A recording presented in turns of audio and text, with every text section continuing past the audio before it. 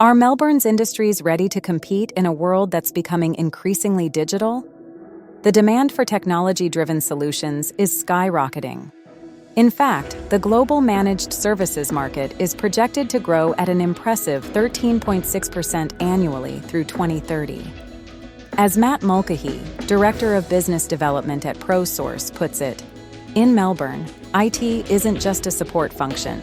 It's a transformative force shaping the future of its top industries. Technology is reshaping industries like aerospace, healthcare, tourism, and manufacturing.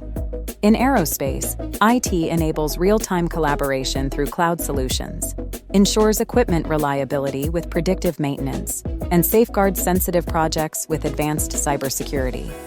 Healthcare providers are improving patient care with cloud-based health records, telehealth platforms, and AI-driven cybersecurity.